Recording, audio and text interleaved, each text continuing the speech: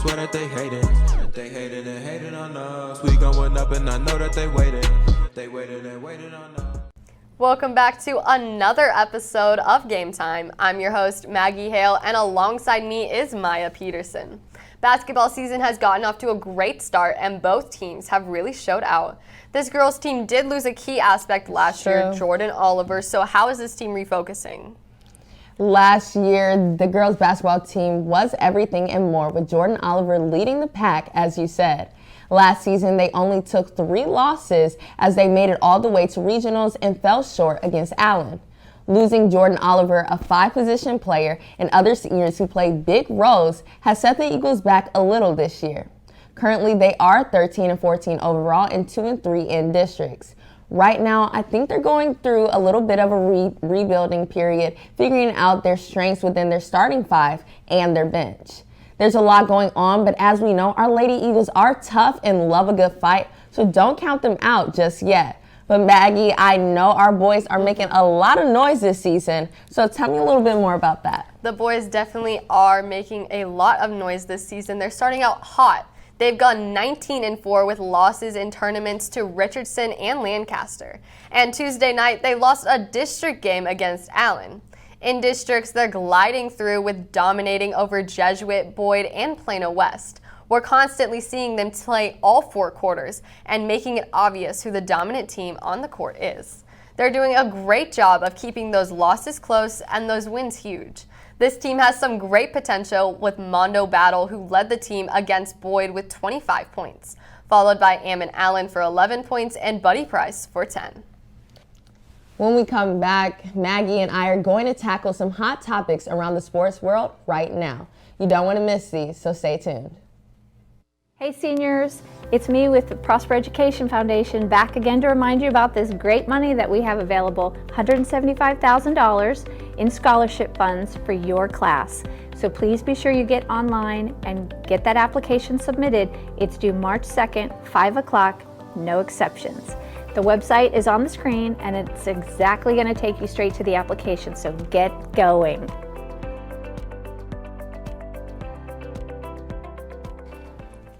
As always, Hot Topics is where we make our kind of bold, kind of biased statements about some major sports stories happening.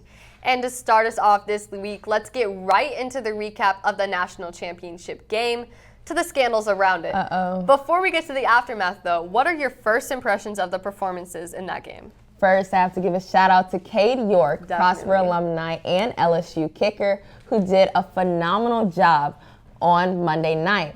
On the other side, Joe Burrow, Trevor Lawrence. I was going for Trevor. I have to be honest. I had hope in Clemson. Really? And they did a wonderful job with slowing down the run game in the first quarter. And in the second quarter, a little bit, they fell off.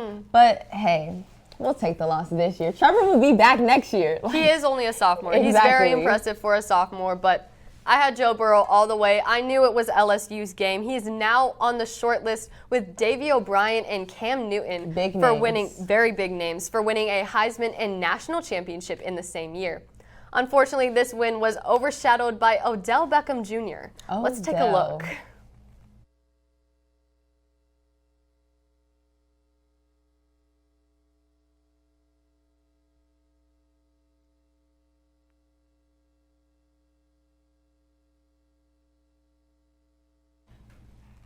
Shock. Just you got me there because I really don't know what to say. Odell, everyone had hope in him when he went into the season with the Cleveland Browns. Then he didn't do good. Everyone had hope that he would be able to be supportive at the LSU game. You know. Then he didn't.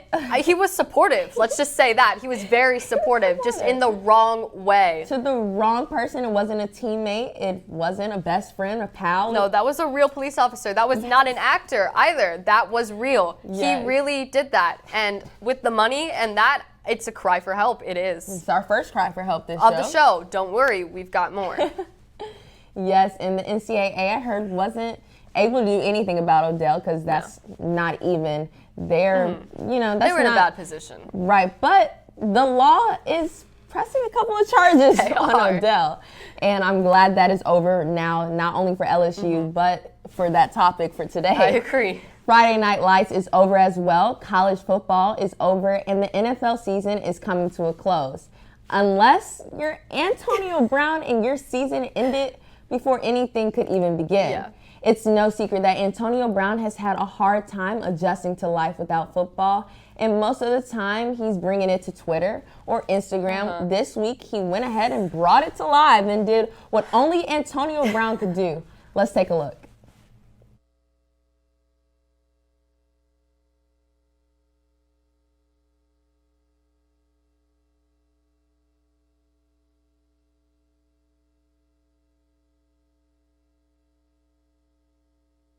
I mean, do you want to say it or do you want me to? Sad to say that both of our scandals have to do with the law. And shock. Like, Yes.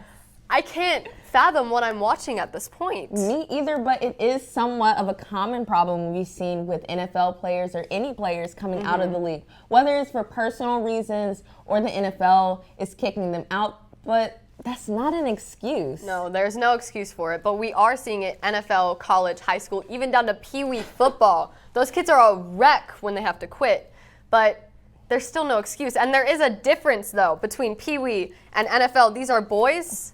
That's a man. Supposed to be a man. It's supposed to be a man, exactly. So we can't really fault them if this is all they've known since Pee-wee football all the way to the NFL. But I just think Antonio Brown needs to get back into the NFL because he has way too much time on his hands. Does. And I do wish we could talk about some impressive player today. But unfortunately, it's the week of scandals. We know that cheating is a part of baseball, and we know it is.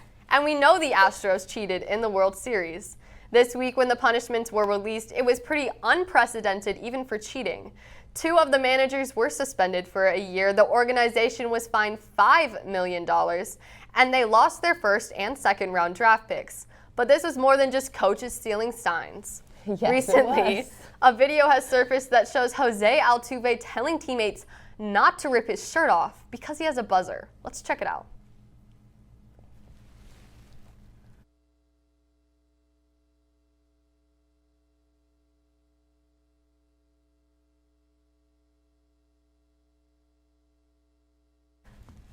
Maya, one word to describe this show. This show, all 3 of our topics, one word. I would probably say, Are you looking for shock? Is shock the word? I'm looking for speechless. Speechless. I'm speechless at this point too. I just don't understand why someone would think this is okay.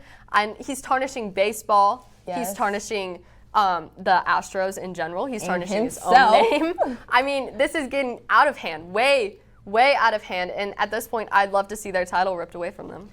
You know, I would love to see that too because I think that cheating has gone too far. It has. It definitely And if has. you're going to cheat in this day and age, please don't get caught. At least don't get caught. Come on now. But I think we should hold the refs a little bit of I agree with accountability that. because another person that slipped under the radar was Josh Reddick, who in his post-game interview has the wire on him, It's the sitting buzzer, right here. the wire, and no one says anything about it. It's not confetti. Don't not. get it twisted. Yes, and it's crazy to me. But we do have one more hot topic today. But before we get to that, I revisited a challenge between Maddie Cleary and Ammon Allen to officially crown our best three-point shooter. Take a look.